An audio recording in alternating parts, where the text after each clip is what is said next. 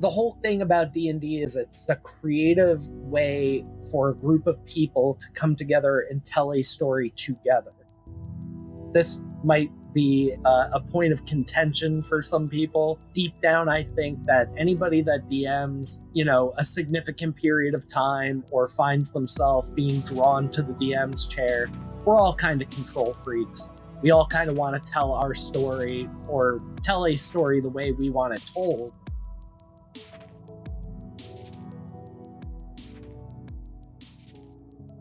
Welcome to Emotive, the podcast about technology, video games, and the stories that connect us all. I'm your host, Dan, aka orangesherbet, and today my guest is Thauglor, someone who I've been impressed with ever since I met him. He's a talented dungeon master, role player, storyteller, and musician.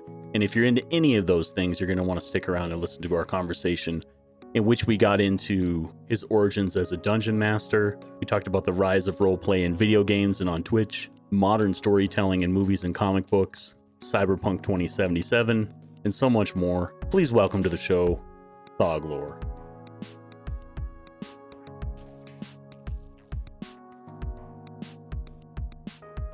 All right, today I have my friend here, Thauglor. Thanks for being on the show, man. Of course.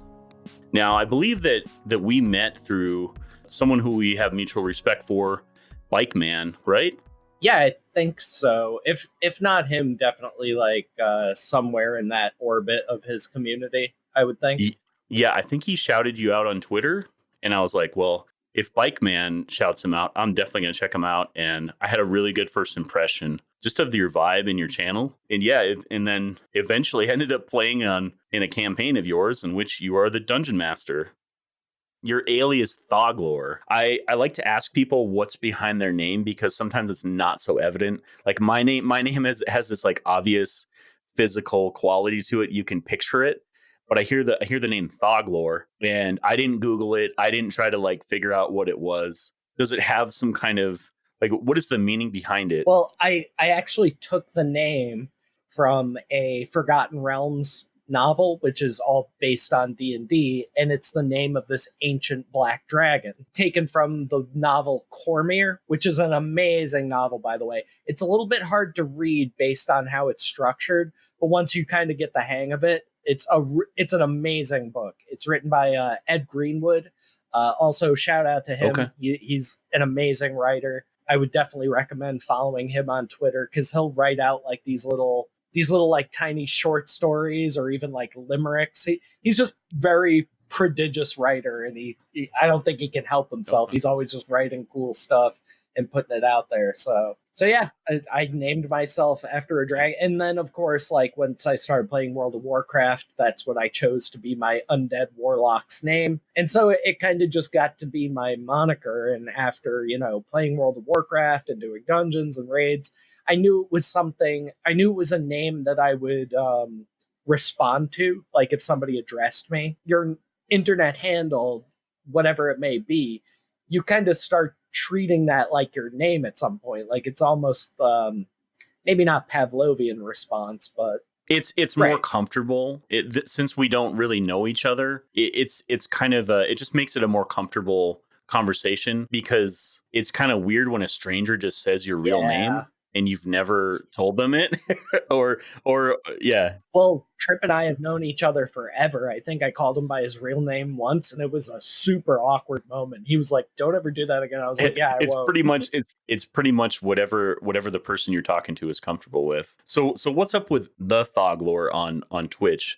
Did you have it was Thauglor taken? That's because somebody's been sitting on the name Thauglor since the Justin TV days, and I just can't get it. It seems like such an obscure name. I couldn't believe that somebody would have that. Yeah, like I said, I've been trying to get it since the Justin TV days, and somebody's just been camping on it. Apparently, I don't know. I've never met the original. When we make these usernames for Twitch, we don't necessarily think, oh, let's see, 10 years from now, is that name still going to make sense? Well, am I going to be able to build a brand around this name? Yeah, not everybody who starts a Twitch account does so with the intention of streaming. I certainly didn't. I didn't. It took me a little while to build up to that and even get the confidence to do it. Those first couple of streams are scary stuff, man.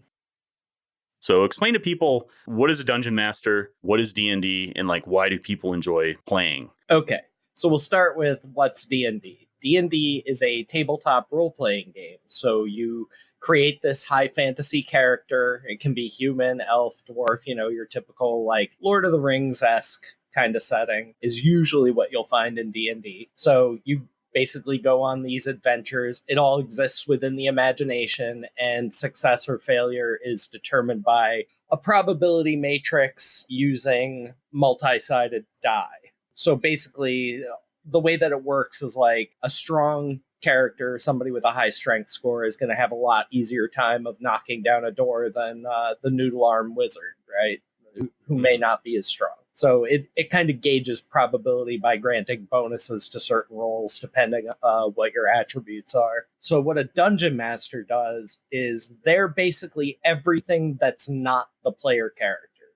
So they control the weather, they control the world, they control all the monsters, the adversaries, anything else you can think of is basically under the purview of the dungeon master. So you could say that the players are seeking to create a story, and the dungeon master provides the parchment or canvas, what have you, for that to occur on. How long have you been doing the dungeon master thing? I think I probably started DMing, I want to say when I was in my late 20s. So maybe about 10 years ago, I really started doing it in earnest. Okay. Was there, because obviously you had to start somewhere. You started out as someone who liked to do role playing, right? You like to be a part of the game. Was there somebody who was your dungeon master that kind of initiated you into that role? Yeah.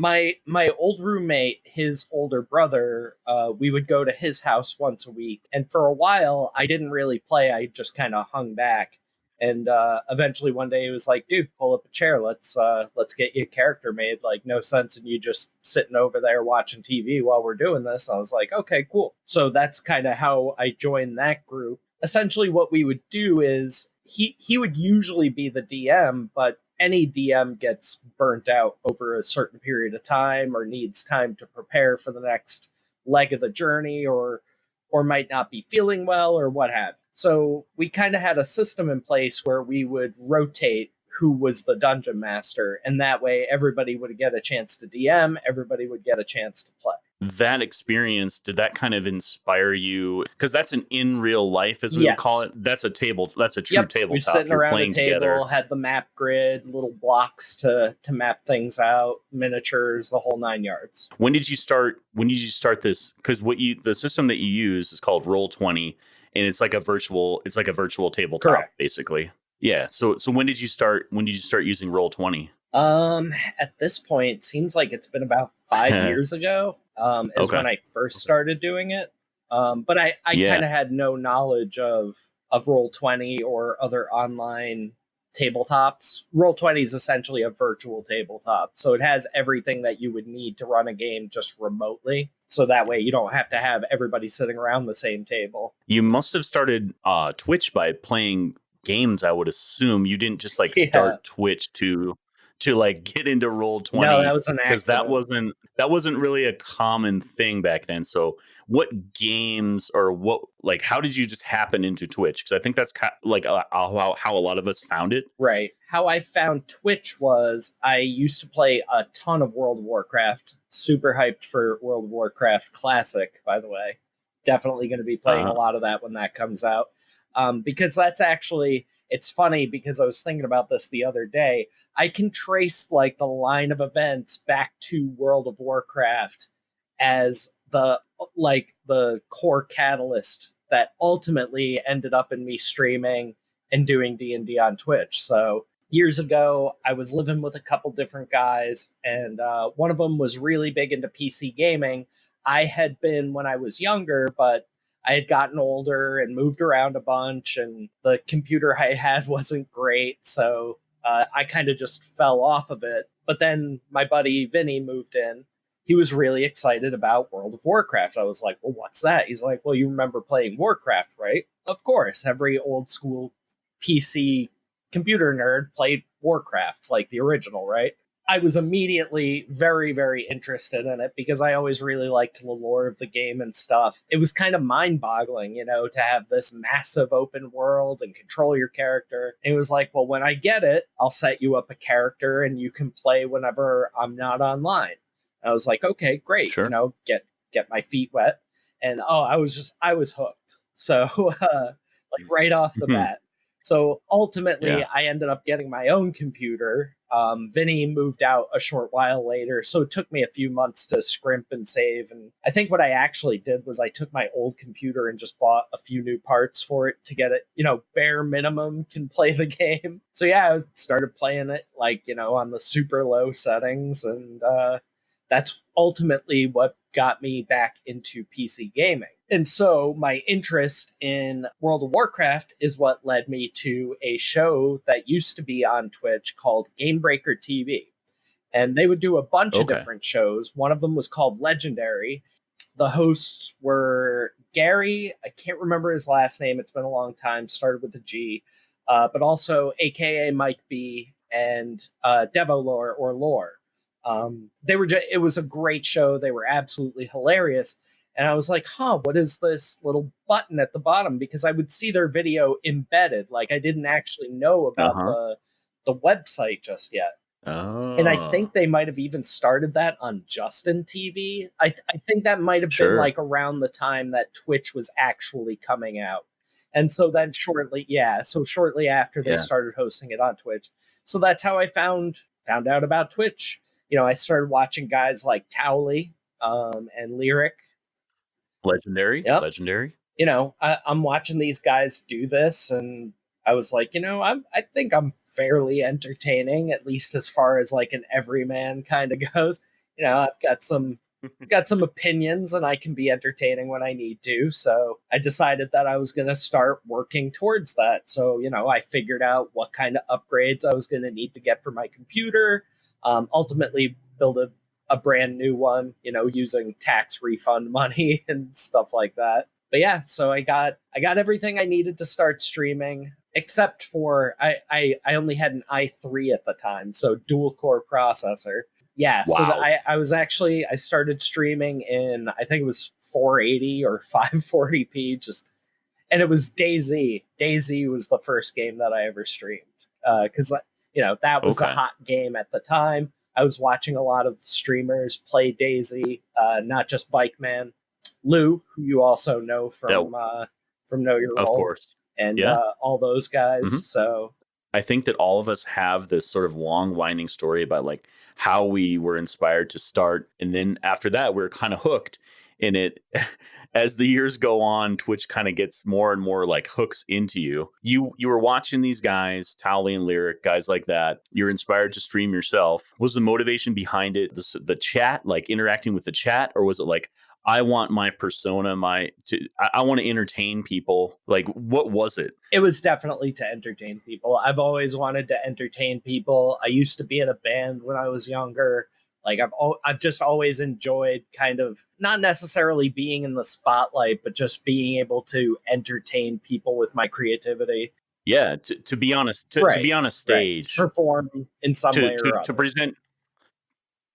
Yeah, and your stream itself, I would definitely argue it is a performance. You're a dungeon master. You have this story that's being weaved into these characters, and you're having to make decisions to make it entertaining for the players and also the Right. people watching. That's my view anyway. That might not be exactly how you see it, but that's the way I see it. Oh yeah, no, definitely.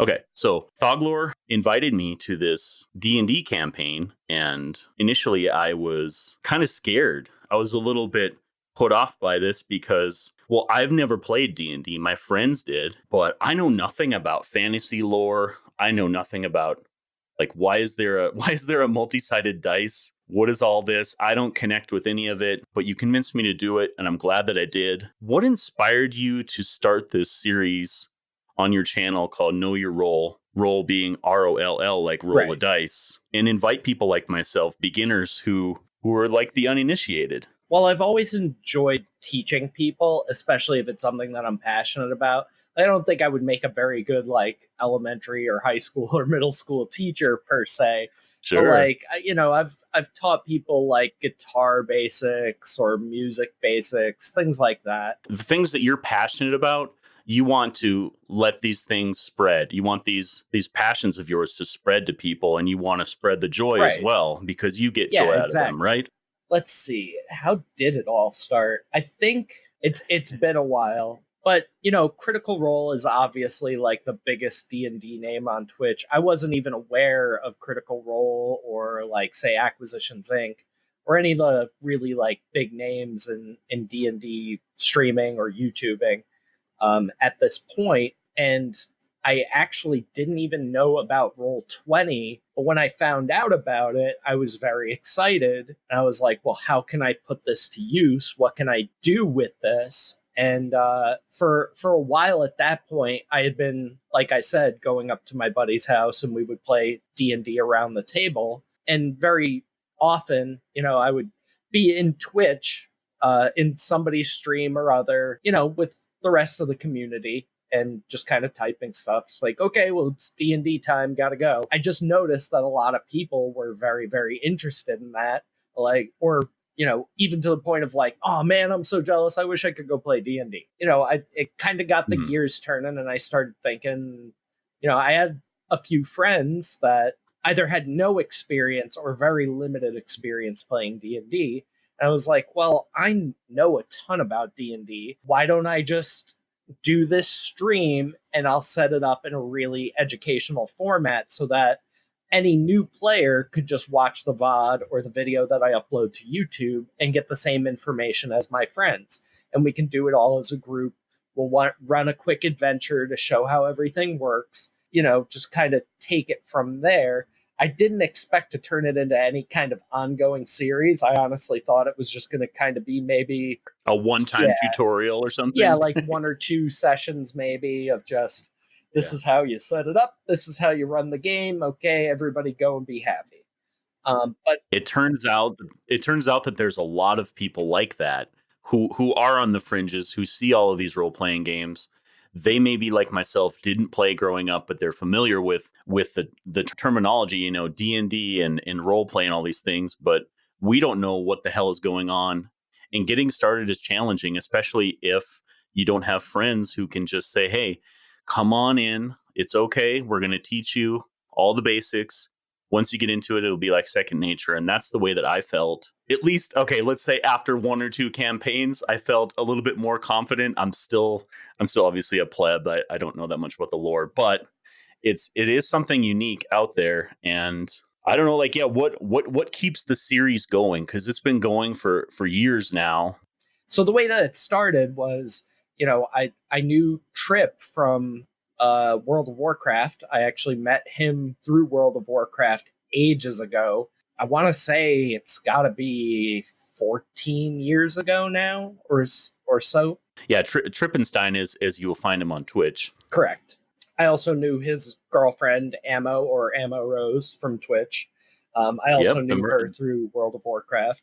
So I invited them. the good old murder twins, Yeah, the oh murder yeah, twins. oh yeah. I knew that they were both interested. I knew Scruffles kind of from that same Bike Man, Daisy streamer community orbit, and she was also very interested in it. So I was like, okay, well, I've got three people right there. If I could get four, that'd be great.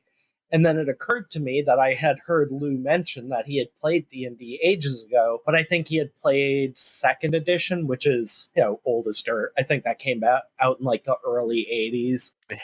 Yep. And I was like, okay, well, it'll be good to have somebody that at least has a concept of the mechanics, because you've said yourself that like you're a noob or pleb, and I don't really Mhm. think that's the case. You may not know as much about the world lore or the background or the monsters or creatures as I do, but I've been DMing for a long time and I've done a lot of reading and research, obviously.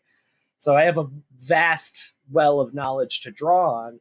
But if you understand the core mechanics of the game, you can apply any lore to that you want. If you're like a big fan of even say like Pokemon, I'm sure that you could figure out a D20 tabletop version of Pokemon. I know there's like a Game of Thrones inspired game. There's D20 Modern, which is, you could run like a World War II or almost like wargaming, Vietnam, anything like that, where you're Yeah. just, normal Joes, maybe with like, a little bit of flump and flair here and there, but ultimately, it's the core mechanics of the game stay the same. Just the filter that you put on it, which would be the lore or the story, might change. Right. Yeah, and I want to ask you more about your custom campaigns, but before I get Mhm. there, I want to just have you talk a little bit about what advice can you give somebody who's looking for a game to play, and they might be looking locally or online. But you get this question a lot. There's these players who they're solo, really. They might not have friends that play, but they've watched your stream, they've watched other D&D content. Maybe they're just into the book into one of these books Right, right. that they're based off of. Um, Like where can somebody get started? Ideally, if you have zero experience playing the game, ideally somebody that either a friend or family member or acquaintance, does know could potentially run just a short series of games. So I always tell people, in an ideal world, you would be able to get all of your friends together and just play with them, because you already have a rapport with one another. You're already comfortable with one another. Obviously, you've been friends for some significant period of time, and I think that helps a lot. So even if you can just find a friend or two, and then maybe some other random folks that you might meet, either from going to like the local hobby shop, which those are kind of going the way of the dodo. They're kind of hard to find these days. But these online communities you can find as Right. well. Roll20 does have a system of forums where you can join games through that and, potentially find players if you're looking to run your own game.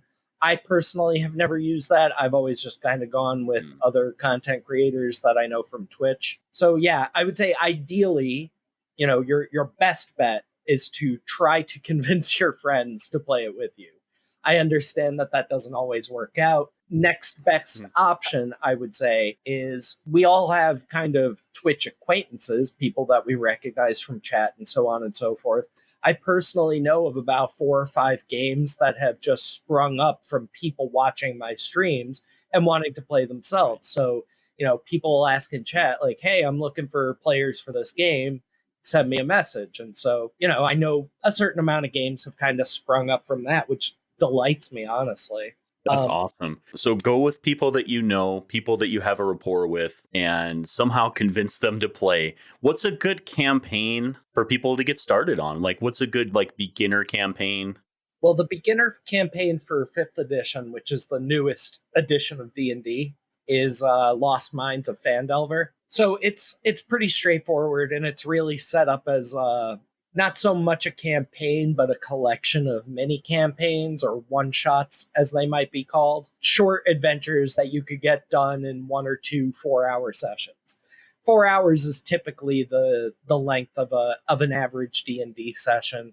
Anything longer than that, people are getting tired, they're getting burned out. Anything shorter than that, it's hard to get anything really meaningful done. Another question that I have for you. And let me just be completely frank. I'm a shit tier role player. I am learning as I go, but like what advice do you have for somebody, because these characters, by the way, if people don't know, you have your own backstory that you write. You have what's called a character sheet that you fill out, and it's all of your stats to start with, and it's also kind of like it's like who you are. It's as in depth as you want it to be. But like, how do you develop? Like, how do you play someone who's not yourself? How do you get into that at all? Well, it's all acting, right? Yeah. You're putting yourself into another body and another mind, essentially, Mhm. and that can be really difficult and really daunting for new players. And I totally understand that.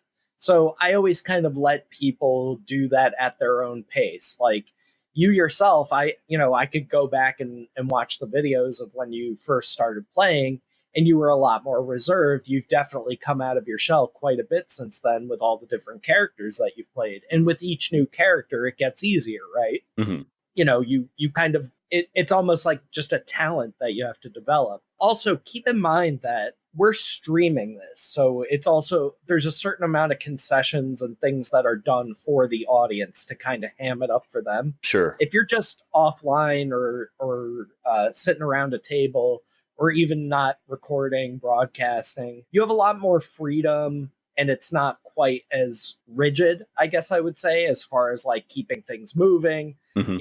Like that's something that I have to do because dead air of any kind will kill any stream. Exactly. So don't feel as a beginner like you have to talk in a goofy voice or really really ham it up. You could play very very reserved, and instead of speaking in your character's voice, doing goofy voices or what have you, you could just fall back on a more descriptive way of doing it. In a deep gravelly voice, my character says this, and Yeah. you just narrate it essentially. Yeah, there is this thing where you're in character and out of character. And when Right. you're out of character, that means basically you are saying the character's actions or you're asking a question to the DM, that sort of thing. When you're in character, you're speaking from the mind and the voice of your character. Correct. Yeah. So for me, really just like the literal voice was one of my, I don't know, I was always self-conscious about what voice I was I using think everybody because is initially. I'm gonna tell you something else that I've been thinking about lately in the campaigns that we're in. Since I don't know as much lore, I've found that my current character I'm playing is kind of just a doofus because, well, myself and my character both really know enough about the area that we're in and like the people and the surrounding environment. So I end up just being like, oh, I don't know. I okay. So what advice do you have for me as my current character? Like obviously I need to do some more research, right? So that but at this point I feel like I've gone too far with this character. So like if I was to do it again and do it and I wanted my character to actually be like knowledgeable. Any time that like we're in a certain campaign setting, like it's totally acceptable for you guys as players to look at different Wikipedia articles. There's a ton of information about Waterdeep out there on the internet. You could honestly spend days just going down a Waterdeep rabbit hole because there's been so many books and stories that have at least taken some part there. So many different games and video games and all different kinds of media that have been tied to Waterdeep. So it's really a treasure trove of lore. I don't even know everything about Waterdeep, but I Yeah. know enough that I can run the game pretty proficiently. Somebody else in our campaign, Libris, he definitely has read a lot more than I have. So he's the one that I've been leaning Oh on yeah, yeah. to like hear all of this context. So my character just kind of turned into somebody who just seems to have kind of have the blinders on and like just doesn't have a care in the world just Well, and, about. and But keep in mind that it's not just your stats and your level that can improve with time. Your character's personality can grow as well. I think yeah, one it's of the true. most well-known examples of that is an alignment shift, which used to have Oh, it used to have pretty serious consequences. Like, so say for example, back in the 3.5 version of the game and earlier, if you were playing a cleric or a paladin who are priest or warrior monk essentially, respectively, you would get a good portion of your abilities and your powers because you were working for a specific deity, a god, a goddess, or maybe even something more ethereal than that. If you did something that was against your god's will, say, for example, you work for a good deity who's all about life, love, and happiness, and you just go around murdering people, that deity is not going to be too happy and they're going to cut you off. Also, if you're saying that I have a lawful good character, which is the alignment matrix, we could go into that probably no end, and it's really yeah, subjective. But in the strongest sense of the word, like a lawful good character is like your Dudley Do Right. He's always going to do the right and lawful thing. But if they go around breaking laws and doing evil things like murdering unarmed mm, people and robbing and yeah, pillaging, the deity that you serve that gives you your powers is probably not going to be too keen about that. Which it actually opens up some really interesting role play as far as like maybe providing a redemption arc of getting back to that lawful good status. But I've never actually had that happen. It's usually once people fall, they kind of just run Yeah. with it. It's all about player decisions. It's all about how people Okay. play their character. If Yeah. Is it possible that there can be motives of like oh revenge and sure, like yeah, definitely. yeah, like to just shit goes down and the character's mind shifts into one way or another. They have their own motivations for how they move through the world, I guess. Right. And just in general, the scale between lawful good and what's the higher what's the lower higher or lower end, however you want to look at it, from left to Oh right, well, like chaotic yeah. evil, The polar opposite would be polar opposite. Yeah. chaotic evil, which is the only Okay. alignment that I don't allow any of my player characters to play because my reasoning is if you're chaotic evil, I might as well just control you because you're just Yeah. What's an example of like a chaotic evil character? Just like a paragraph of what that would sound like.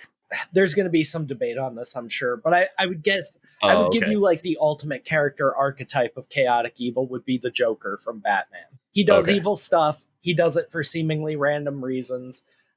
People could argue again, based on which iteration of the Joker are you talking about, that he does have a Oh code, God. so he's in fact lawful evil, not chaotic evil. It's kind of like a hairy debate that you could have on that. But your typical Yeah. evil lunatic who's like, I'm going to murder that shopkeeper because it's Tuesday. It doesn't really make any Mhm. rhyme or reason.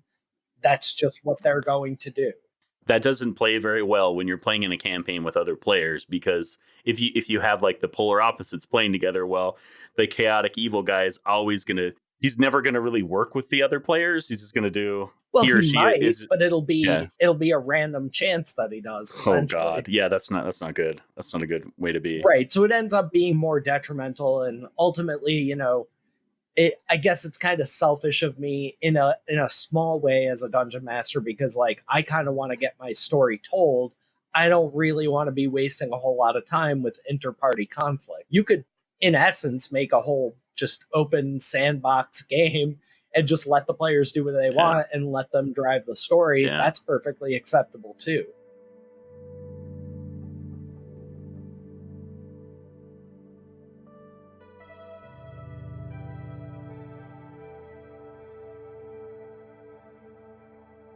Okay. You have these custom campaigns that you do. You create a custom map. You have the tokens because this is a visual thing. Roll20.net. You have this virtual tabletop. You create the map using the tools provided. You have these custom tokens, which are the characters. You even have custom music that you compose. What kind of madness is this? And why not just go with these sort of preset stories? Or is that not how it works? Do I not understand this correctly? No, you can definitely take pre-written campaigns which are published by Wizards of the Coast. Also now with there being so much of this, Roll20 and different online resources. There's also the DMs Guild where people will write out their own campaigns and sell them on there, usually for free or very very cheap. And there's actually quite a lot of like really creative good stuff on there. Even if you're just kind of browsing, just getting into D&D, I would definitely suggest going on the DMs Guild and just kind of poking around and seeing what's possible because there's the concept of homebrew, and homebrew is essentially, well, I don't really feel like running a story that I've seen. I would rather kind of come up with my own thing and see how that goes. Like I mentioned before, I'm a very creative person. I think this might be in a point of contention for some people.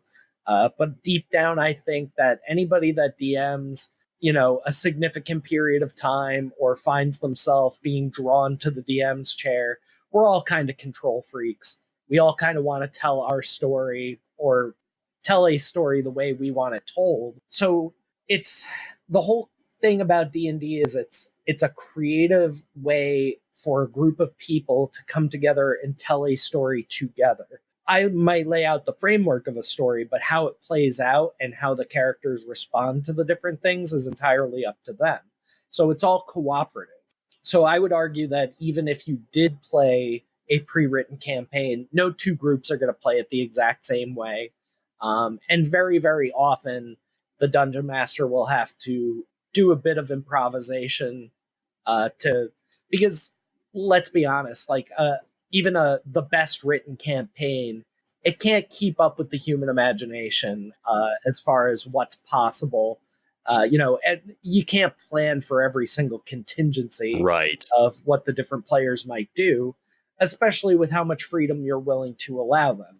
For example, Right. most of the pre-written campaigns, especially the ones released by Wizards of the Coast, are not written for evil characters. So it takes quite a bit of work to kind of adjust things through that different lens. Yeah, to allow bad Right, decisions. right. Well, not necessarily bad So decisions, but just these decisions where the person is not playing as the hero necessarily. They're taking a complete left turn. this is our way that we're going to do it. It's like, okay, well, we'll have to see how that works out. And you write these stories and you design these maps to account for some of that. I think that you said during one of our campaigns that we did that you have to account for, like you said, you have to account for these player decisions, and you might have a completely different pathway. Think of it as like a two-dimensional map where there's up, down, left, right. The characters might go up and to the left, and then go up and then to the right, but you might have a bunch of stuff hypothetically that's all the way to the left that never gets touched. Yeah, that's kind of something you have to get a feel for, and that comes with familiarity with your players and their characters as well. You don't want to over prep. That's something that a lot of beginning Okay. DMs do, where they're like, "I have to plan for every contingency. I have to map out every corridor." It's like, well, you really don't. Hmm. You can improvise if the players throw you a curveball. That's something that you get more Okay. comfortable with as you do it more often. Yeah, I kind of know which direction. I kind of can anticipate what the player characters are going to do at this point because I've been Okay. DMing for them for so long, the players It's and their characters, respectively. So I kind of know which threads they're going to follow. I can yeah. anticipate their behavior to a certain degree. Not to say that I don't occasionally get thrown a Hmm. curveball myself, but it's usually in a very impressive way. Like my players, yourself included, have this really amazing talent to tackle problems that I in a way that I wouldn't necessarily have thought of myself, and I find that really impressive. And it's one of my favorite parts of DMing, honestly, is to get a little hornswoggled by the players and be like, okay, well, how's this going to affect the story? What's going to happen next? Which is, it's exciting for me. Is that a fair characterization though? Like having this entire pathway that's just completely unused, or is it more of the onus on the DM yourself to sometimes guide the players like, "Hey guys, we really should go this way," but you have to kind of word it in a way that's kind of driving the story. Or Well, does it just completely depend on the characters? it really depends on a lot of different factors. I would say the term that you're discussing here is commonly referred to as railroading, and I Oh, try okay. not to do that too much. Um, Okay. like And I I'm said, not saying that you do. there's a bit of trade off there because, like I said, I stream my games, so there's always the got to keep it moving, no dead air, keep the action going because you want to keep the audience hooked in Sure. and watching, and not just go, all right, well, nothing's going on here, and they go find another D&D game to watch, which there are plenty of now.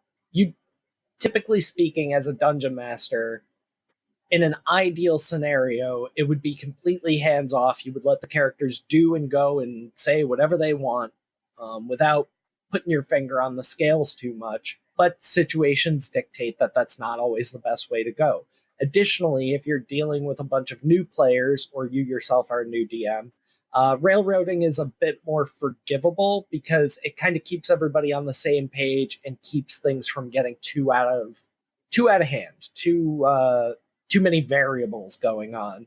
That can break somebody's mind Right. if they're just a beginner. It all comes with experience, right? Right. So I try to find the happy medium between the two where the party's moving along and they're getting things done, but I'm also not leading them by the nose. I'm giving them a little bit of freedom to tell their own story the way that they want it told. Because it's not all about me. Like I said, it's collective storytelling. You know, Of course. their voices, their characters, their ideas are just every bit as valid as mine. And, you know, I think every DM kind of has like a little bit of guilt here and there of, you know, remembering like, oh man, I kind of really railroaded them on that one. Yeah. Um, that all kind of goes back to one of the benefits of playing with your friends is, you know, friends are a lot more willing to forgive that kind of stuff. Whereas a random group of individuals might be like, this DM is terrible. He led us through by the nose through this adventure. We didn't get any freedom. I didn't get to do anything my character wanted to do. You know, you don't want your players feeling like that, like they have no voice or no say in their own character's destiny. But you also want to kind of get the thing done. So Mhm. there is a bit of trade off. Like I said, in an ideal world, it would be completely hands off, but that very, very seldom happens. Okay. Now, getting back to some of these custom stories that you've written, I'm just curious if you can give me like a short overview of what it's like when you're creating one of these new campaigns. Like, what is the process? Like, you write the story, you decide what universe it's in, right? Like, maybe that's first, Right. and then you have this map, and then you have everything else that goes along with It it. really depends on how much work you want to put in. So, for example, the longest running campaign is Divinity of Pain, or longest running campaign that I'm doing right now is called Divinity of Pain, and it's set in the Forgotten Realms, the world of Faerun, which I'm very, very familiar with. I kind of did that for a multitude of reasons, not the least of which being my familiarity, because I already know a lot of the world lore, I know a lot of the deities and what they're up to. So it helps to have that knowledge base ahead of time so that you can improvise when things go a little off the rail. And if a player asks a particular question about a certain deity, you can kind of at least give them a general answer, if not something specific. So that's why I decided to set it there, which is it's called the campaign setting, the general world in which your adventure occurs. You can come up with your own campaign setting, but that is an extremely daunting process. Right. Well, I should say that it can be very daunting. There is a way that you could do it without any prep work, and that's complete improvisation. You just say, we're starting at a village in the woods, or we're starting at a village on a mountaintop. Where do you go from here? None of your players know anything about the world. You yourself don't know anything about the world, and you build it together through improvisation and collective storytelling. Again, that's something that not everybody has the luxury to do because things can go extremely off the rails and you end up with a finished product that's really chaotic and not cohesive at all. So I Hmm. would say for beginner to moderate level players and DMs, stick to the existing campaign settings, but there's a few ones. There's the Forgotten Realms, excuse me, like I mentioned. There's also Eberron, which I would describe Eberron almost as more of like a Final Fantasy esque setting, where there's kind of like a bit more mixture between technology and magic, and it's very interesting. I've played an Eberron campaign before. There's also Greyhawk or Living Greyhawk, which was the original D&D campaign setting. You know, all the way back from the 1970s. Wow. There's Spelljammer, which is D&D in space, essentially. If I Yeah. Again, that's just a very Really? D&D in yeah, space? yeah, it's Wow. pretty neat. But I mean, the cool thing about Spelljammer is you could tie that into any of these other campaign settings because it's like, oh, they're just going to go to a different world, right? So that's the Sure. neat thing about Spelljammer. There's Dark Sun, which is really, really interesting because that's kind of like a post apocalyptic campaign setting. Like things have gone really wrong and everything's broken and everybody's dying and it's very bleak and everything's horrible. I don't know if you would necessarily call it a separate campaign setting, but a lot of people have run Ravenloft games, which is very gothic horror, a lot of vampires and werewolves and There's so much of this stuff that I'm kind of nodding my head and like saying, mm-hmm, mm-hmm. yeah, But it can be very, very daunting, but. Okay, there's a plethora of these universes that you can base your games off of, and Yeah, yeah, there's so much absolutely. source material. It's really just like what you connect with and what you think that you can operate in at a high level, right? Right, right, exactly. Okay. So back to the original question. That's why I decided to set that campaign there, and that campaign, Divinity of Pain. correct, Yeah. correct. That campaign is kind of just really. I'm going to speak in really obtuse terms because it's still ongoing, and I don't want to tip my hat too much. Of course. But we're well enough into the game at this point that the players themselves, as well as the fans who have been watching this long, have probably been able to figure out that it's kind of my own take on the penultimate story of like good and evil and how those two things can be very subjective. So I tie in a lot of Catholic mythology, basically, at Interesting. least as part of it. Interesting. Wow. The whole concept of like, well, one of the prime antagonists in the game is Asmodeus or Asmodeus. People pronounce it different ways. I tend to use Asmodeus, but he's the Lord of the Nine Hells of Bator. He's ultimately D&D's version of Satan, and his backstory is very similar to that of the Christian Satan. That he was once a servant of this very noble and good God, and was cast out of paradise and ended up being ruler of the Punisher of the Dead, essentially Mhm. the jailer of all the material planes, murderers and assholes and thieves. I actually went to Catholic school for a few years, so I probably derived a lot of inspiration Yeah. for that. But I mean, there's more to it than just that. It's just kind of like that's loosely how I would sum it up. Is that it's really like a grand story about good and evil and what the consequences of good and evil are. So Divinity of Pain, which it turns out is kind of hard to say. Uh, I didn't think it was, but I've tried to say it like 3 Yeah, times. me Oh my neither. God. I'm so used to typing it. Okay. So that Divinity of Pain, is that one of your favorite campaigns or like, what is like, just give me, you don't have to pick a favorite, but just give me like in no particular order. What are 2 or 3 of your favorite campaigns that you've created?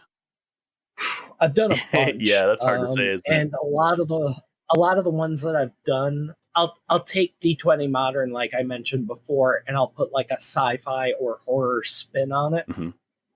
Yeah, these don't Um, necessarily have to be like an ongoing campaign. You've had these one-offs too that you've done. yeah, miniseries. One of my favorites has been Know You're Yep. Dead, which is my zombie apocalypse survival horror game. Which again, it's very strongly based off The Walking Dead. I'm a big Walking Dead fan, obviously, so it's not quite The Walking Dead, but it's close enough that it's familiar to the players and the characters. And I think having that be such a popular part of our culture now really helps people role play those characters so much better.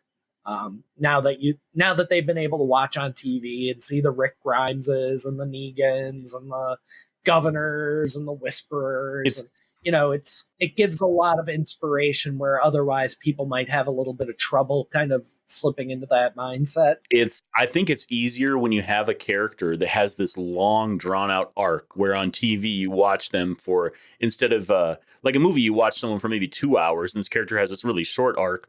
On TV they start out and towards the end they're a much different person, but that in between there's like maybe 100, 200 hours of this footage that you can if you really zone in on a person like Rick Grimes, you can see, well, he's not the clean cut guy riding a horse at the beginning. Towards the end, no spoilers, like he's much different, right? Like Right. And he kind of goes through the whole classic redemption arc as well, where I think it's like end of season 5. He's almost feral. You know what I mean? He's got the big bushy yeah, beard. He doesn't trust anybody. He's ready to throw down at the drop of a hat.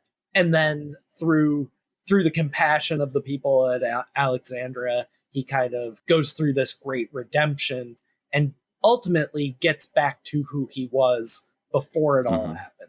Again, I'm trying not to give too many spoilers, but These things can be related back to like the D&D sphere of characters in this alignment, this idea of alignment where somebody could be on the scale of good to evil. Someone like, if you think about Rick Grimes, he may have started out on the good side, aired towards the evil side, somewhere in the middle, maybe towards, and then a little bit towards evil, and then the characters are allowed to change, Yeah, right? yeah, absolutely. And when you, as a person who's uninitiated like myself in role playing, when you can relate something that back to D&D, then that helps you, and it helps you as a DM too, I'm sure, in writing a custom story, something you're familiar with to relate back to. And you took this idea, no comma, you're dead, with the exclamation point at the end, right? Yep. So it's know your role, no, you're dead. Right. That's the way I always said it. I You took actually got that. that name from somebody in my chat too. I think it might have been Oh, you did? Sansa. Interesting. Well, I was trying to think of a good title, and I was like, I'll take suggestions. And somebody came up with that. I was like, you know what, that would work really good. And I could kind of picture the logo almost like smeared in blood or spray painted over, like the Know Your Role Mhm. title, have it be Know You're Dead. And I thought that was really neat. So you took these ideas from The Walking Dead, and I'm just going to say it from my point of view, and then you can correct me about, because obviously I'm not going to speak for you. You took these themes of The Walking Dead, and then you took us as players, and you kind of took us more into like a realistic setting, which I think was like a gaming convention, like PAX East, which occurs in Boston, right. Massachusetts. And all of a sudden, a zombie apocalypse just happens, and we all had to react to it. You took us like as we were playing ourselves, and then, right? Is that right? We were playing ourselves. Well, that was an option. Certain people, like I know Trip and Ammo, opted to play themselves, and I think Scruffles did as well. By the time we got to season 2, they kind of realized that was a bit difficult and weren't really comfortable doing that anymore. Right. So okay. So, but basically, we were playing people that were attending this convention. Right, just your average it was something that us as players were familiar with, and it was different for me. It was definitely more attractive for me because I could more picture these themes of zombie apocalypse than some of these fantasy realms that I have more difficulty in. So that's one of your favorite campaigns that you've done. I certainly think is that right? That's one of your favorites. Yeah, definitely. Okay. For sure. Yeah, and that's definitely that's one of the more unique ones. I know that like the whole zombie theme obviously isn't unique, but having it in a role play setting, I'd never seen that before. Well, I'm definitely not the first person to do that. There's that goes back a long ways. People have been doing that with D20 mod. That was going to be my next question. Are there books and things that or other tabletop games that are kind of set in a zombie apocalyptic scenario? Like, well, I know that there is. I couldn't name them off the top of my head. Okay. But right. I know there's games that are specifically built for that. I kind of just worked with what I already knew, which was the D20 system. Yeah. Also, there are different systems for tabletop. Ultimately, they're all built around the same idea of how do you determine success or failure. And you roll a certain number of multi-sided die, and that determines either success or failure based on different probabilities, but not all of them are based off of the D20 system, which is the most common, the most popular one. That's what D&D has been based off of since, pretty sure that was used in 3.0. D&D was the first time. They quickly changed that over to 3.5 because they had to make a bunch of adjustments, but that's kind of a long story in and of itself. Sure. And just to I'm going to put this out there right now, just as like a strong statement. Like, I'm uninitiated. I'm curious about all this stuff. I definitely don't want to put forth a narrative of like Thauglor is the first person to think of this idea or that idea. Definitely not. It's definitely just me with almost zero knowledge about any of this, just kind of asking questions. And Thauglor might not even be familiar with something that's out there. Certainly there's other people that have thought of like a Walking Dead themed D&D campaign. Sure. But for me, like having something like this broadcast on Twitch and all that, I hadn't heard of anything like that. If you do have something like that out there, I definitely would be interested in seeing it because I love I love those themes. I love that Right, story. and I mean, you could do a zombie apocalypse in D&D, the whole high fantasy setting. Yeah. It would just be a very, very different kind of story. And that kind of leads me back to a different point of some of my more favorite campaigns are the ones that I've based off of this, like I said, D20 modern framework, where the players are just human. They might be extraordinary in terms of their strength, how dexterous they are, how smart they are, but at the end of the day they're just human beings. In D&D, things are pretty forgiving when it comes to getting hit with a sword or burned up with a fireball, right? You've got your cure wounds spells and potions of healing and all that kind of stuff.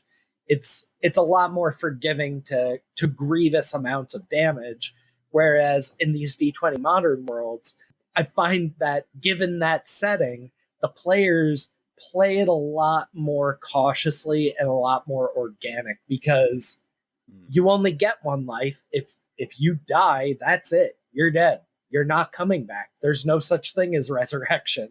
Maybe you get lucky and somebody's able to perform CPR on you and get you back up. But even beyond that, in the game that I'm currently running on Sunday night, which again, I don't want to say too much about because we just had our first session and I'm still kind of playing it close to the chest. We're talking about Divinity of No, Pain this again, is right? actually a mini Oh, this is series a different that's one. I'm sorry. taking that time slot for a limited time. It's good. This is something that I do occasionally. If I find that I'm running a little bit behind work for a particular ongoing campaign, I'll switch in a mini series that I might have been thinking about doing for a while. I kind of keep a few ideas on deck for that scenario, so that way I have a few weeks to get caught up, make any maps that I need to do, get any writing done that I need to get done, do whatever requisite research that I need to do about different deities or planes of existence or whatever it may be. So currently, it's one of those D20 modern sci-fi horror-esque games. One of the players, Kapalua, has never played in this kind of setting before, and he very quickly learned how unforgiving it could be in the first session when he ended up opening up a container that was trapped with a grenade and ended up losing a hand over it. So he lost his dominant hand, and that's going to be a very, very big handicap for him to deal with as things go on. Like I said, that precariousness of just being human, it lends itself to much more cautious and organic roleplay, I've found. I was going to say something about just from a observer's perspective, like when there's a risk that somebody could die, it makes the story a lot more interesting than like, oh, we're always going to have a way out. That's just not the way that it works. And again, in D&D, things are a lot more forgiving. And as time has gone on, with each new edition of the game that comes out, DMs have found that it is much and much and much harder to actually kill the characters. You could say that's a good thing. You could say it's a bad thing. I personally don't have a problem with it. But yeah, especially in 5th edition, it's pretty hard to kill a character outright. What's the name of this sci-fi campaign, this kind of mini series that you have right now? It's called Pray for Us Sinners, but pray is spelled like Prey. The interesting part of this is that I told all the players that their characters have to be murderers. Oh, wow. Your character has murdered somebody. And I actually found, surprisingly, that a lot of the players had a really hard time coming up with a backstory for that, because they would want to kind of skirt that grim responsibility of having had taken a life on purpose. A lot of them wanted it to be, oh, well, there was an accident, and oh, there was this thing. Nope, you guys are bad guys, be bad guys. I really had to lay it out there and be like, nope, someone else is dead because you wanted them dead and you caused it on purpose. So these characters, does that, like, how have they been handling the role playing behind that? Like, if I was a murderer and there were other murderers around, I would be kind of like, I don't want them to maybe know that I'm a murderer, but yet they've actually been surprisingly cohesive as a group, with the exception of, like I said, poor Kapalua. I don't necessarily think he kind of understood the setting at first of, you shouldn't just go touching stuff. It's very unforgiving. But all things considered, I think that the group has been pretty cohesive, even given the fact part of the hook was that they essentially don't know each other. They get dropped on an island, and now they have to survive for 2 weeks. If they live, their character gets a full pardon and $1 million. If they die, well, that's it. Too bad, so sad. Shit. I had a big introductory statement played out. Essentially, they were addressed by a person or persons who were responsible for their exile to this island, basically telling them that, if you want to kill each other, feel free to do so. Nobody's going to stop you. But for each person that dies, it's going to make it that much more difficult for you to survive to the end. So ultimately, the goal is for them to survive. It's just for them to live it out. The other catch is that they're not alone on the island. There's another individual who will be hunting. So it's kind of like I would say it's kind of like my own take on The Most Dangerous Game, which is a pretty well-known story. It's covered in most school curriculums. I'll give a synopsis of it in case nobody's ever heard. But essentially, a guy gets shipwrecked on an island, and on this island is Count Zaroff, I think his name was. But he's this very aristocratic, blue-blooded, almost like great white hunter archetype. Basically, what it boils down to is for his kicks, he waits for people to wash up on his shores, and then he hunts them because that's how he gets his jollies. Oh boy. He's all about hunting humans because they are the most dangerous game, thus the title of the book. Makes sense, man. Now, this is going to be kind of my last question about the decision making behind making these custom campaigns, which, by the way, are very impressive. I think it's a bit, I don't know. I think that like your audience and the people that are familiar with you know all of the work that goes into it.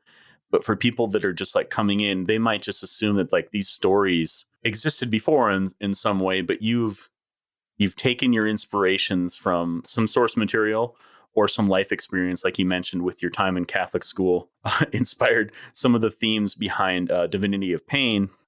Is there any other types of source material that you've drawn from that's maybe like non-traditional, like traditional in the sense of it being like something in the D&D realm or fantasy realm?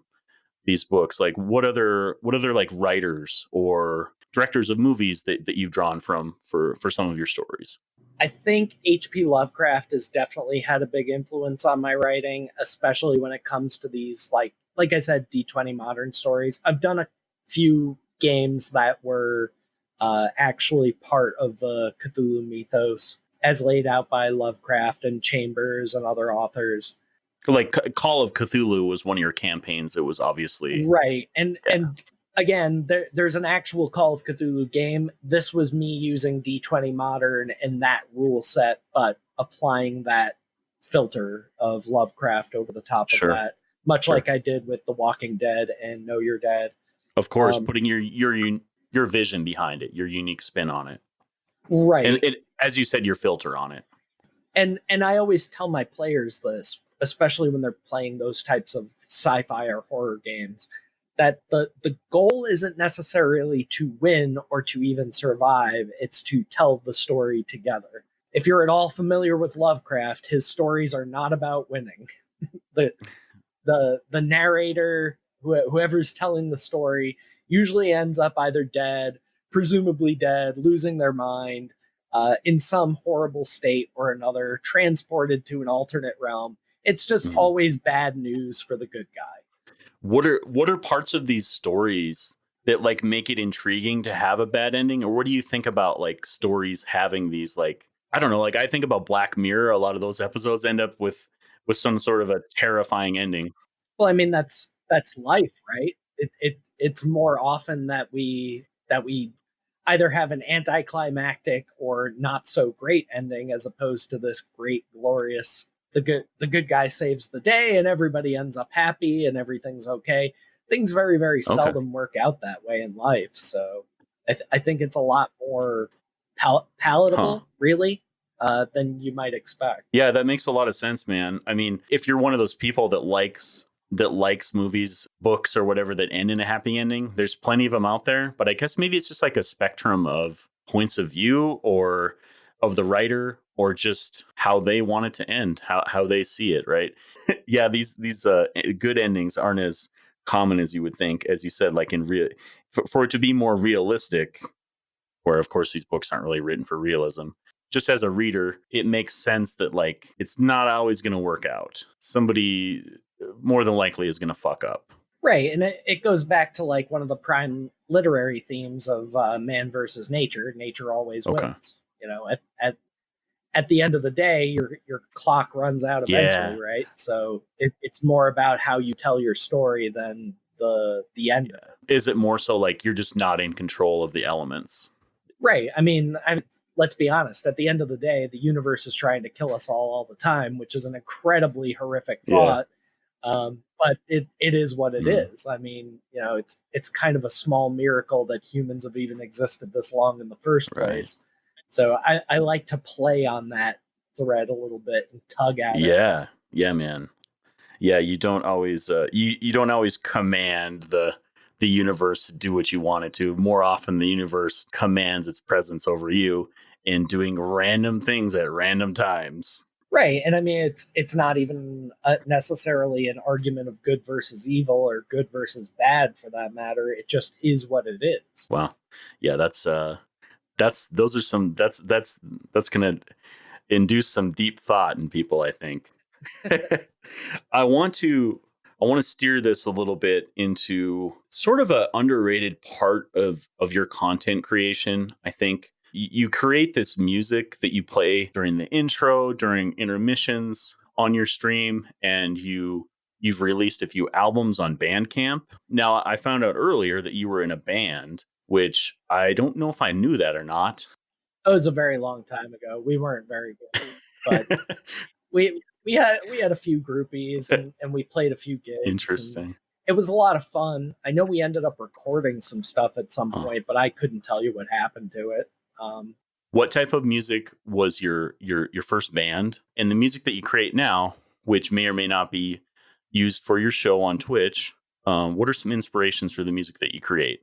okay, so our my band was it was really just like a garage band. You know, we were all very young, and it we were essentially a metal band. Like I said, we weren't especially good, but we had a lot of fun, and I think that's really my fondest memories of that is just us getting together and playing music. It really didn't have too much to do with wanting to entertain or Sure. making it big at that point. I mean, granted, we tried to the best of our ability to get our names out and get noticed, but at the end of the day, bands are a dime a dozen. It's really hard to get out there. Hmm. Especially, you know, we were all younger. A lot of the dudes ended up going to college and moving away and stuff like that. Was this early 2000s or mid Oh, 2000s? before that, probably. Well, no, it would have been early 2000s because it's yeah, I want to say it was probably around 2001, 2002. Okay. And then I wasn't able to make music for a long time after that. You know, we all lost touch with one another. I tried many times. I am a guitar player primarily. I can also play bass fairly proficiently. I used to take piano lessons when I was a kid. There's a few different instruments I can play, not many of them prodigiously. I'm okay with guitar, though, I would say. A big problem that a lot of musicians run into is just finding other musicians that kind of share your vision or genre of what kind of music you're looking to play. Yeah, I mean that's the biggest bottleneck right there, and it's very frustrating when you're somebody who's musically inclined and you can't just by virtue of not being able to find other people to do it with you. I have no talent for playing the drums. Coordinating my hands is fine, coordinating my feet is fine, but putting the two together is something I've never quite been able to master. I didn't necessarily have the option of being a one man band like Trent Reznor, who I have a lot of respect for. Of I course. think he's kind of a pioneer in a lot of ways. It was very frustrating for a very long time that I was not able to. When you're a musician and you have a melody in your head and you just can't get it out, it's almost like being constipated. Like not to be gross about it, but it's just No. like this it's a really frustrating, uncomfortable feeling that you have this thing in your head and you just need to get it out. So eventually, a relative of mine who's also a musician and has his own like small studio, he and his son both ended up buying the same piece of software for their studio, and so they had an extra key. And they didn't need it, obviously. They called me up and were like, hey, we've got an extra copy of Fruity Loops, which is what I use to make my music. Do you want that? And whatever you want to do with it, do it. Because, I think what ended up happening was they both bought the same software from a store that was going out of business. So returning it wasn't an option. And so, the next best thing is just, give it to somebody who's going to use it. So they gave me that, and I hit the ground running. I had no experience with creating electronic music before, but I understood the core principles of music and writing songs. And it took a lot of trial and error.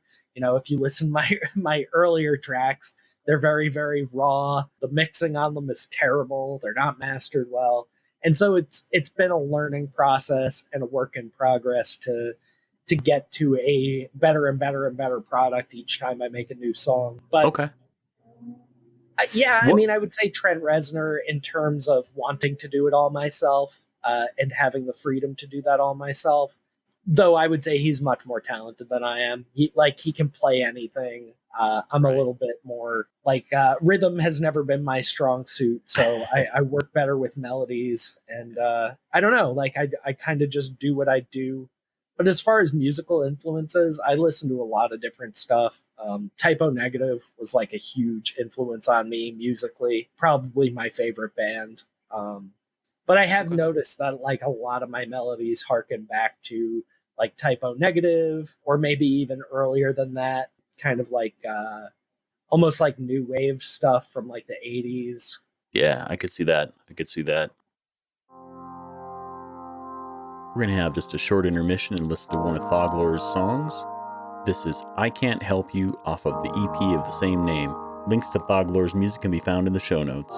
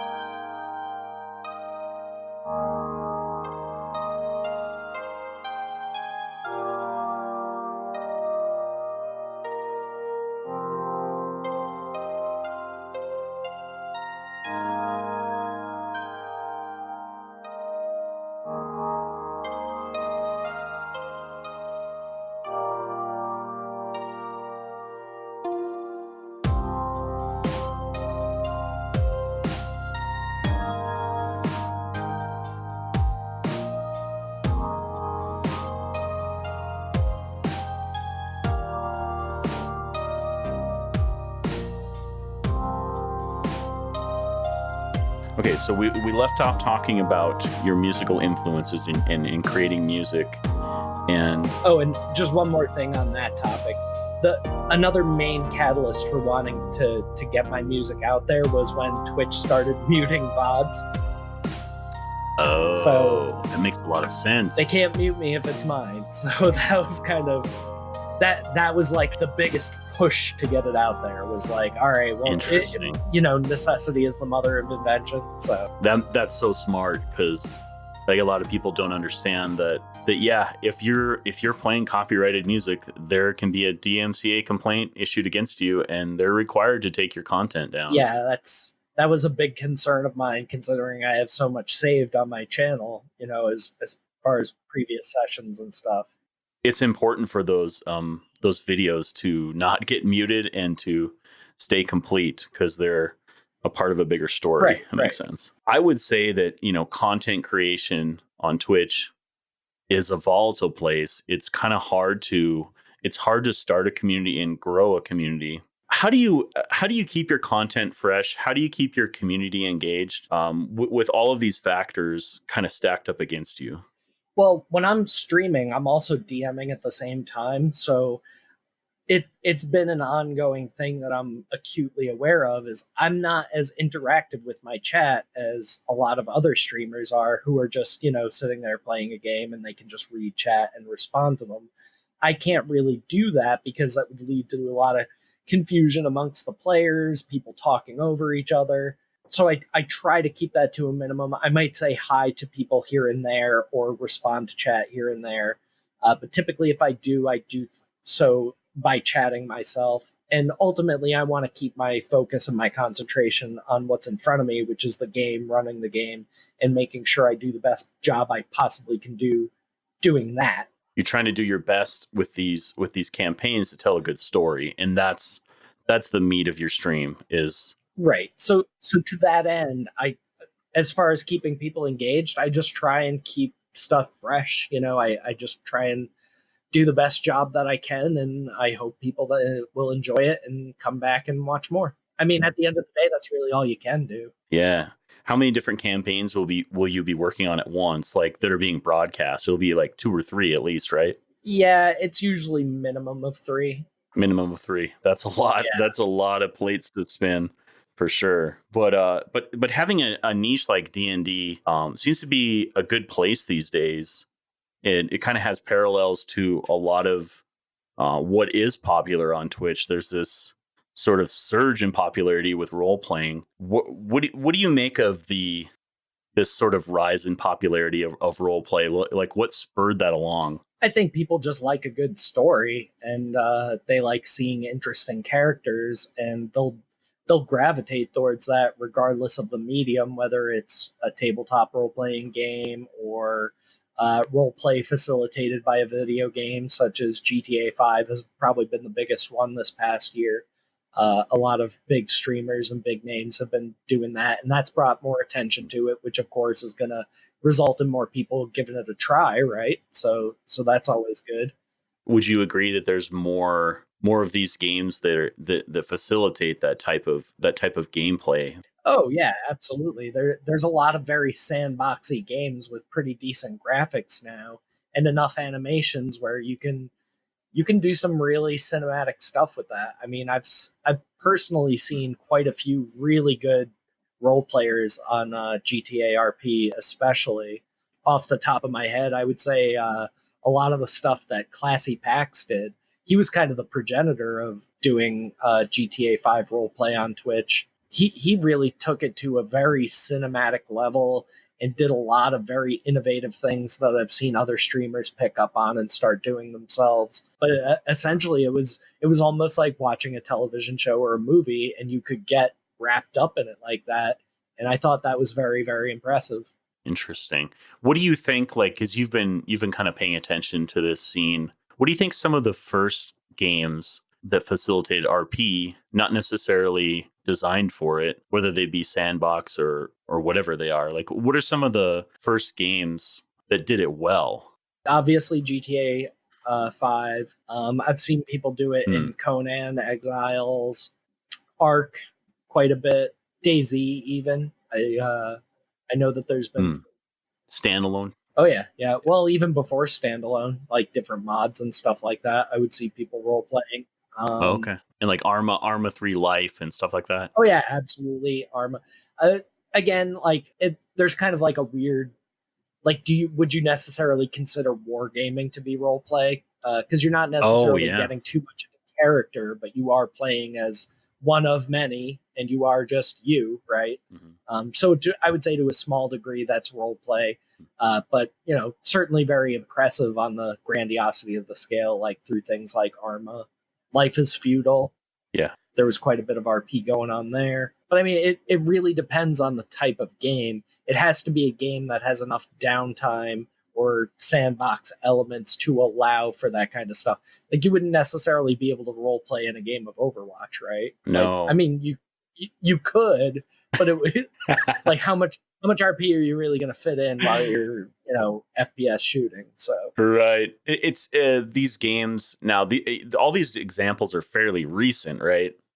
That's what I'm trying to sure. get at. And in some of these games, it does require compliance for everyone for it to go well. You kind of have to all be in agreement that we all need to role play as our characters and not just run around and like try to kill each other or something. That's sort of the role of the admins in that.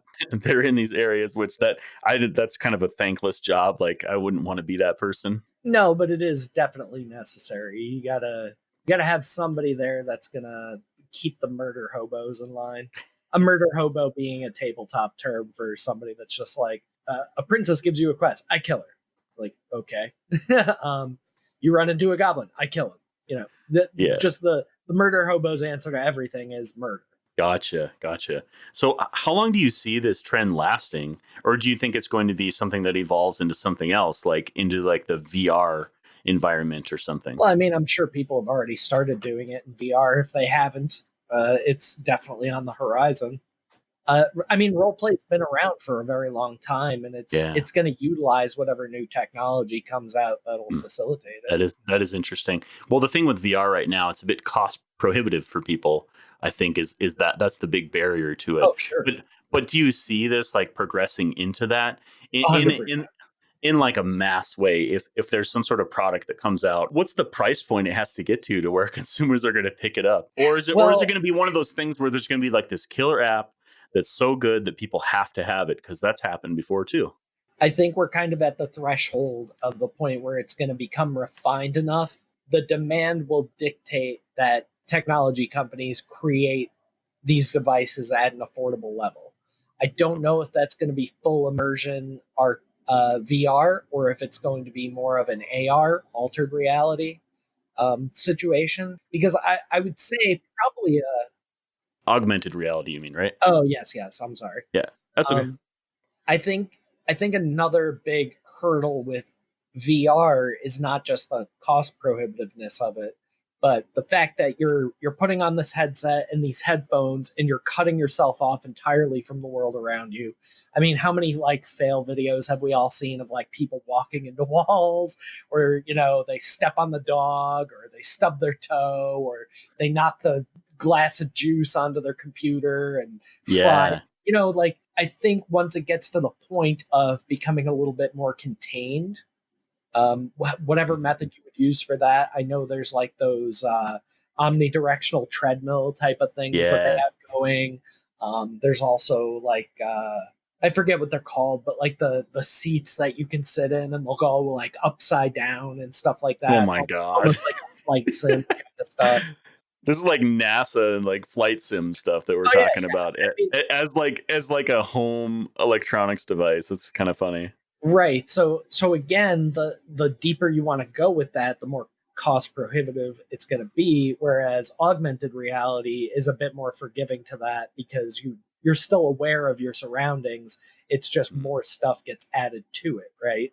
I Um, haven't seen any proof that augmented reality is going to be a huge thing, but hey, I have look it's at not. Pokemon Go. Pokemon Oh Go well, is yeah. huge. Okay, okay, I okay. mean, again, that's very rudimentary, but it is augmented reality, right? And I would say that Pokemon Go was the progenitor of the IRL category, or Yeah, just chatting, as it's called now. yeah. Okay, I'll admit, I completely dropped the ball on that. You wouldn't I didn't necessarily finish. think of it, but it was a big deal. No, I didn't finish what I was saying because I was thinking about augmented reality as in like using it for role play. I just can't picture how that would work. I could be convinced otherwise, but how could there be something that isn't something like Pokemon? I can't. I just can't picture what this looks like through your. What would Well, it? if you could generate sprites as like a standalone creature, like a Hmm, Pikachu or whatever, why not be able to paint something over an existing human body? Like maybe you have to wear certain like wrist and okay. ankle straps for Hmm, rendering purposes, but you could you could make somebody look like an orc through Sure. Okay. augmented reality. Yeah, but would it be something where you could have, because a lot of these role play games through like GTA 5 or whatever, we're talking about how many people are in a server at a time? 40 to, oh, is it like, Not many. I think the max is like okay. 60 something. I don't know. No pencil might be more Yeah. than that, but I wouldn't know off the top of my head. It's usually around the 30-person mark. After that, things get a little bit I just laggy and wonder, you see what like VR chat looks like, and that's kind of like the main thing that I've heard of.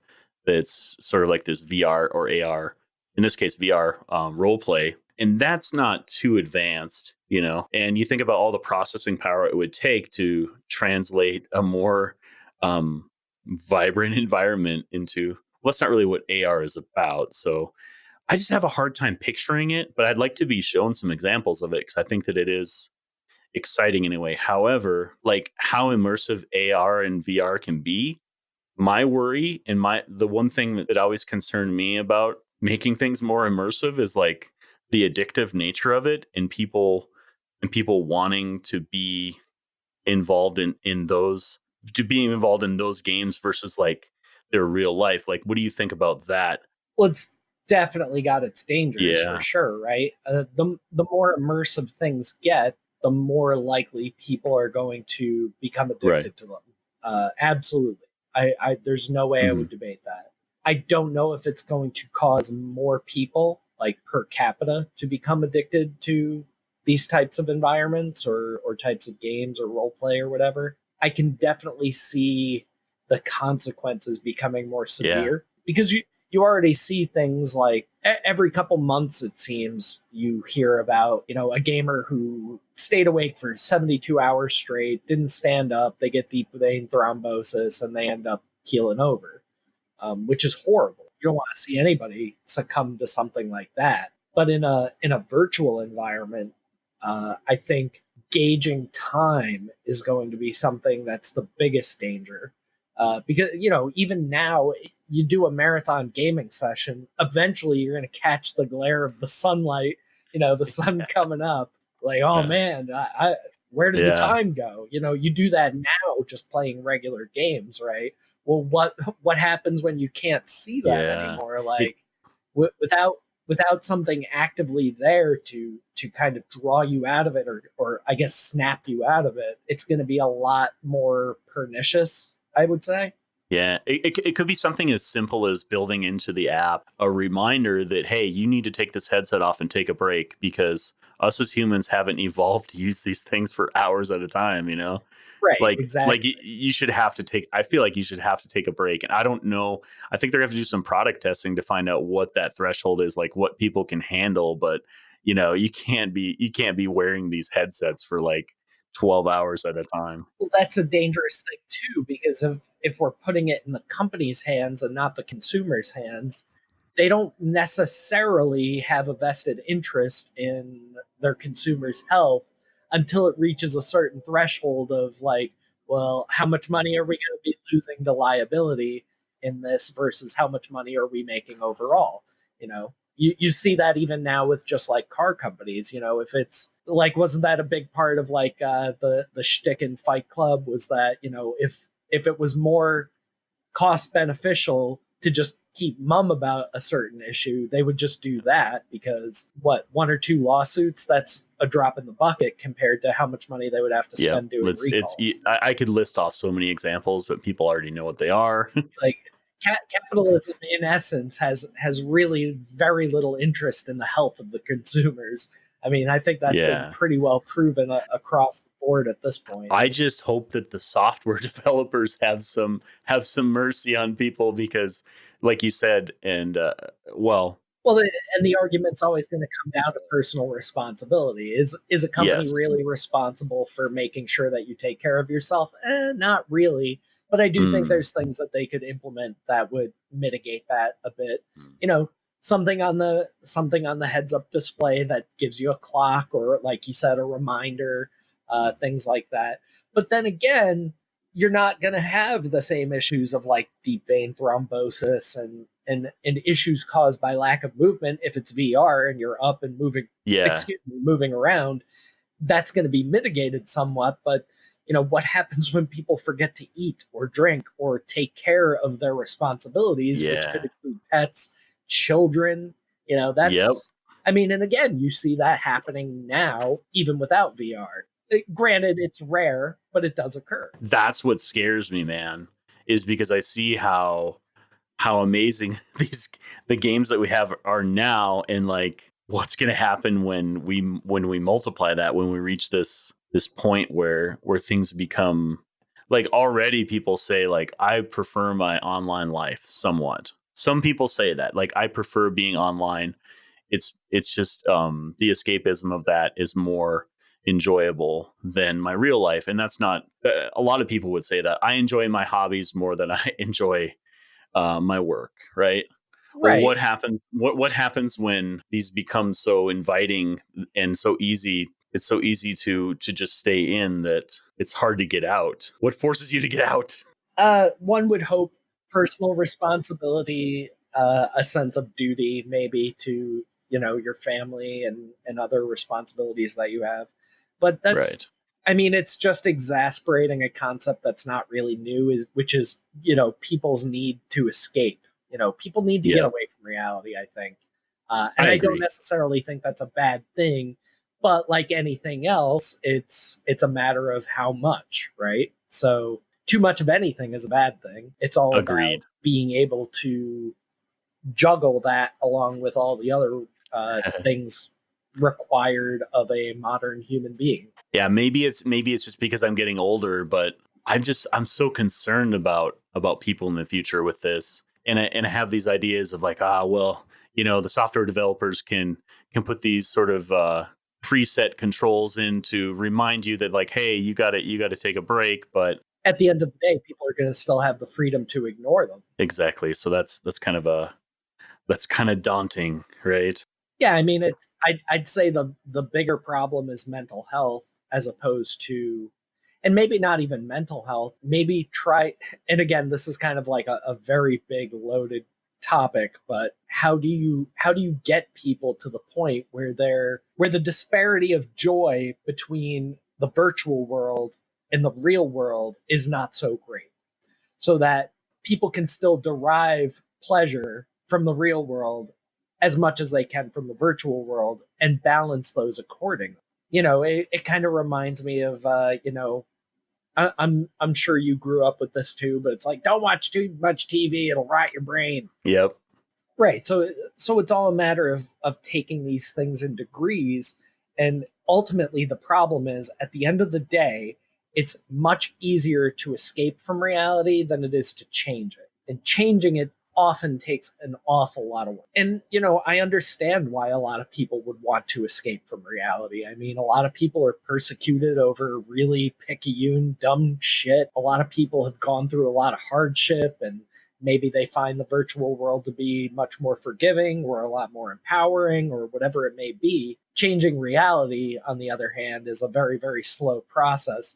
And even working day and night towards a specific goal doesn't mean that you'll see any significant change in your lifetime. Not to get too down about it, but basically what I'm saying is this all this like technology addiction, like even people with their phones now, that's all a sense of escapism too. It's no different than people playing D&D or anything like that. It's an escape from reality. You're paying attention to Facebook, which isn't real. You're paying attention to Twitter, which again, quasi real. You're paying attention to different games and different media and whatever else might be zipping along on your feed there, and you're not paying attention to the world around you. It's all about escapism. Hmm. Is that really this big technology induced epidemic, or is it just a symptom of people just not being happy with the reality that we have? Well, it certainly is maybe a bit of both, but there's definitely capitalism behind it too, because all this streaming video, it's kind of a supply and demand thing, right? So Oh, absolutely. the more people demand, the more supply. There's more. It's a chicken and the egg scenario for sure. Yeah. So really, I guess to finish up, maybe just to sum up my points on like role play games, and that's sort of fairly recent when it comes to like super popular games like GTA 5 role play, just as one example, and that being popular for people to watch, people enjoy those stories because Twitch has kind of replaced their TV watching sort of thing. They can Oh yeah, follow along yeah, with these definitely. characters. And then we talked about like, well, what happens when you apply that into the virtual world, right? And I had concerns about people's addiction with it. So I really just think that it's going to be scary, but it is individual responsibility, as you said, at the end of the day. Yeah, I mean, you could put as many fail safes in place as you want, but people are still going to have the freedom to ignore them. Or even if they're like hard cutoff switches, people are going to find ways around that. You know? Yeah. Well, let me take just a hard right turn into something else. I was talking with my friend Urbug the other day about E3, Mhm. and there was one title that everybody that I follow on Twitter and everybody around seems to be excited about one game that came from E3, sort of more of like in the PC sphere, right? People are excited about Cyberpunk 2077. Oh, absolutely. So, what do you make of? I understood the pedigree of the developer behind it, CD Projekt Red having created the Witcher series, Oh but yeah. I didn't understand why so many people were hyped about this, and then realizing that this used to be a tabletop game. What do you make of the hype behind this? Like, what is it the pedigree of the developers, or is it something else? Well, I think it's going to be like the first really modern, graphically pretty, in that regard, very very immersive gameplay in a what's actually a genre cyberpunk setting. Okay. Um, like cyberpunk as a setting goes all the way back to like Dune and Logan's Run and Blade Runner and all those kind of movies. Like it's something that's been around for a long time, of like this very dark dystopian future setting, where technology plays such a huge part in people's lives that it's almost indistinguishable from everything else. And I think the allure of it now is just because it's very possible to see that coming up on the horizon. Oh, okay. So this is sort of a possible slash dystopian future for Oh, just the way absolutely. it's the same reason why it's sort of the same reason why all these apocalyptic scenarios that play out in popular shows and movies just of different subgenres of that, right? Right. The plausibility ends lends to the popularity. So this being more of like a futuristic environment versus like a more Well, I'm not even just the environment, but the individuals involved themselves. You have people with cybernetic implants that can do all number of things. The interface between yourself and the internet will no longer be done through a machine separate from yourself, but rather be built into your brain, and all the hairy scenarios that could evolve from that. Yeah, I mean, I would say the concept of transhumanism plays a very large part in the appeal. interesting. Yeah. Why weren't there more like super popular games around the time when The Matrix came out? Because aren't these like kind of similar themes? Oh, sure, I would classify the Matrix movies as a cyberpunk setting. Um, Yeah. I think it has more to do with just the rapid progression of technology that we're seeing. Because when the Oh, Matrix that makes came out, sense. that was what, the late '90s, I think Yeah, 98 '99. or '99, yeah. So when that came out, that was still a time where not everybody even had the internet, or if they did, it was dial up. Yeah, I didn't have the Not internet. everybody had a cell phone. Smartphones didn't exist. There were laptops, but they were very bulky and cumbersome, like nothing Yeah. like, tablets or the very slim notepads that are in existence now. So, I mean, as things get closer to it, becomes more plausible that that's something that could actually happen within the next, say 50 years.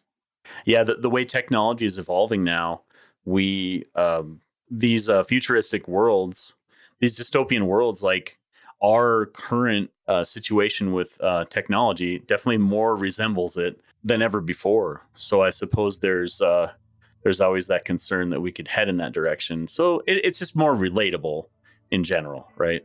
Yeah, absolutely.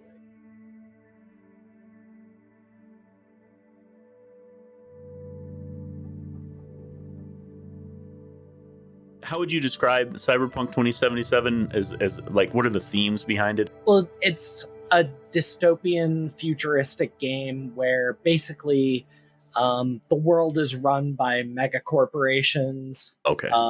and individuals have a lot of freedom as far as like how they want to augment their bodies. Like people will have weaponry built into their arms, steroid injections that like almost Yeah. like the original incarnation of Bane from Batman. Sure. Enhanced vision, the ability to control devices with your mind. Back in the 80s when Cyberpunk the tabletop came out, that was a great concept. It was still kind of super fantastical, you know what I mean? It was hard to see a future like that.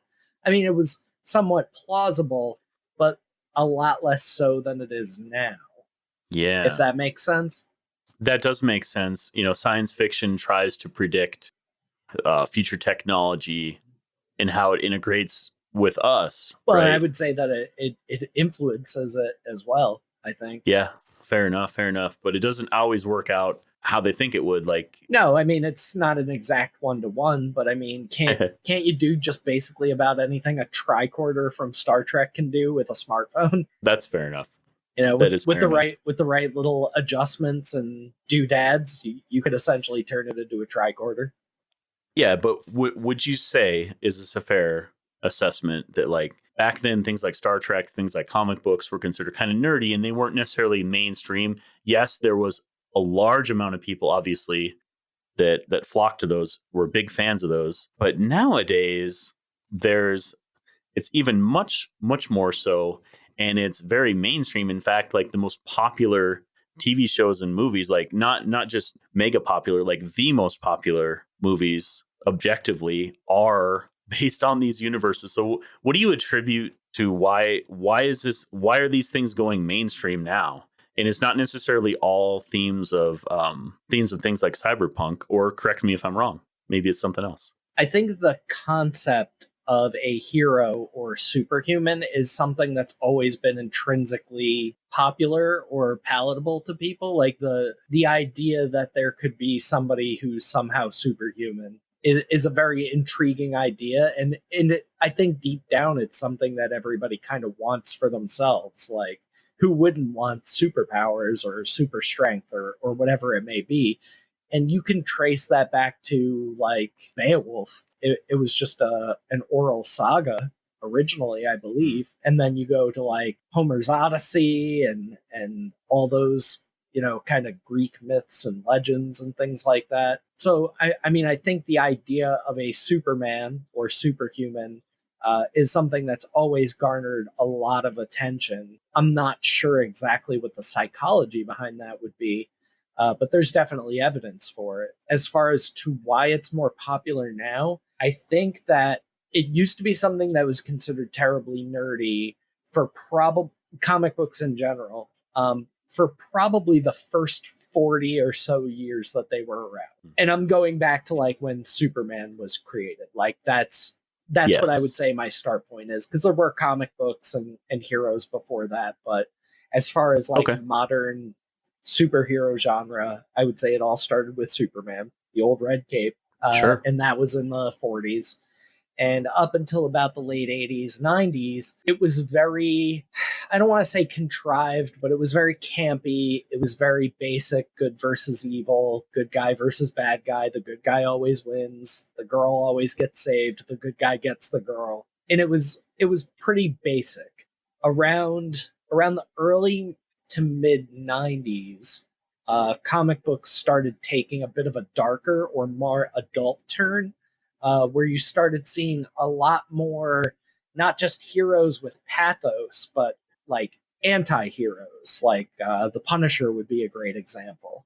Going into the mid to late 90s, you had Spawn come out, who was actually a hell spawn. You see these just absolutely terribly flawed characters given these great abilities, and it became so much more intriguing to people than just the basic good guy in a cape idea. Right. I think it's easier to see yourself in a superhero or supervillain or anti-hero's shoes when they have a more human factor to them, which is what that pathos and flaws kind of drew out. These characters that were once two-dimensional suddenly began to have a lot more depth and had to deal with very real issues and problems. Not to say that like Stan Lee especially was great at tackling social issues, but it really got its boots on the ground in like the mid '90s and then into the 2000s. And so I think that's just a natural progression of it. Mm. Of I think the Mm. writing's just gotten better. Would you agree in saying that like the source material is represented a lot better on screen than it used to be, just due to technical limitations? Sure. Not speaking of like animated series were probably, would you say like animated series before this were the best ways to consume these beforehand? I would say they would be the before most true to form, sure, more true because to form. there's only Yeah. so much they could do with the technology at the time, which is why so Yeah. many attempted superhero movies, especially in the mid '90s, were just not good. And as you said, they kind of come out kind of campy, Yeah, kind of campy, funky. two Yeah. dimensional. You know, that's why I think like now with like Netflix series, it gives these creative voices a lot more leeway because you can fit a lot more storytelling into a Netflix series than you can with say a what hour and a half movie. That's definitely fair. Yeah, there really are a lot more dark themes in the storytelling of these TV series and movies that you see nowadays, and that's just I guess it's just maybe a product of the times. Like we were talking a little bit off mic about the about how inspirations happen in these stories in between the people who write the stories for comic books. In essence, these movies and TV series based off of those, how they're inspired by sort of real life. What do you think about Yeah, that? I mean, you see a lot more of heroes, and well, I mean, it's even broader than just superheroes now because you have to remember that the Walking Dead started off as a comic book, and now that's one of the it's almost a creative universe unto itself. Yes, it So is. I would say not just heroes, but the characters are facing a lot of the same problems that people deal with in their day to day life, and it's a lot easier to get emotionally invested with a character that's facing the same problems or hurdles in life that you are, and maybe also just represents who you are better. There's a lot more diversity in heroes as far as representative of people all across the spectrum instead of your chiseled jaw guy in a cape, white guy in a cape, you know? Yeah, I guess you just have to look around and think about it. Maybe it's not as crazy as it sounds that comic books would be a part of some of the more popular types of media that are out there right now. But for me, I was trying to understand like how it progressed to this point, and I think I get it a bit more now. It's just a culmination of all these factors together and just good writing, really, right? Well, and there's a bit like with things getting darker, I would say that that kind of goes more towards like the roller coaster aspect of like, well, why do we ride roller coasters? Why do we go into haunted houses? You know, people for whatever reason, again, this is a psychological question I don't feel equipped to answer, but there's definitely been a lot more dark media, especially in the comic book and superhero genre. And I think that has a lot to do with, you know, well, blood sells really, and it's not even necessarily blood, but controversial topics. Again, we don't really Sure. need to go into depth on that. Like I said before, you know, the universe is trying to kill you all the time, and a lot of bad things happen to good people. And it's a lot, I think people can get more personally invested in something that's a bit more genuine instead of like this, you know, cookie cutter reality where, like I said, the good guy in the cape always gets the girl and saves the day, and then everything's fine in Metropolis. Sure. Now, are you is can I ask you like some recommendations for people, like movies or even animated series that you would recommend for people that haven't seen a lot of the current either Marvel or DC movies? Like what are some of your favorites? Well, I think the Spawn animated series, which was on HBO back in the '90s, was really, really well done. It almost had like a minimalist That's probably the wrong term, but it had a very unique art style, which was very close to the comic book, which I really enjoyed. So I would definitely recommend that. In fact, Sure. I'm pretty sure you can find that on Amazon Prime. I'm almost positive that you can. Well, Really? I think pretty much all Okay. the old HBO series like Oz, Deadwood, all that's on Oh Amazon yeah. Prime. Wow, I'm going back to watch it for sure. What are some others, and maybe even just some shows or movies you thought represented the source material very well? That's a really good question. Let me think about that for a sec. Obviously, I'm a very Sure. big fan of The Walking Dead. Although, like, admittedly, that the show took a few stark departures from the comic book in terms of who lives, who dies, what happens to the Mm. people. But generally, the story's been more or less the same. So Okay. I wouldn't say it follows the source material closely, but it does a good job. Yeah, it's enjoyable and it does a good job of portraying this very dismal, almost reset to humanity. Are you willing to stick your neck out there and say which you like better, The Walking Dead or Fear the Walking Dead? That's a tough one, and I don't know is that I would necessarily differentiate between the two because there's been enough overlap at this You don't point. want to compare them. Again, I don't want to get into spoilers if nobody's seen it, but characters have moved back and forth. It was, Morgan. It was in the news quite a bit. I don't know if that's a huge spoiler or anything. As Fear the Walking Dead is Mhm. going on, it's getting more and more tied to the original series. I'm not sure how much they're going to play that up or not, but everybody loves a good crossover, so I think that's kind of smart. Additionally, they just announced that there's going to be the Walking Dead Typhoon, which is going to be set in China. So that's going to be Oh really wow. interesting, I think. Yeah, I don't care what anybody says. I don't care what people's opinions are. I enjoy both, and I probably enjoy Fear the Walking Dead more, but I guess comparing them is a difficult thing because they're not necessarily, you can't make a one-to-one comparison between them. They're done somewhat differently, or actually quite a bit differently. And I'm not one that can analyze them and break them down into these different components. So I will just shut up about it. Any other recommendations? We were talking off mic about like the old Liquid television series, the Max. I was a big Yeah. fan of that. Eon Flux.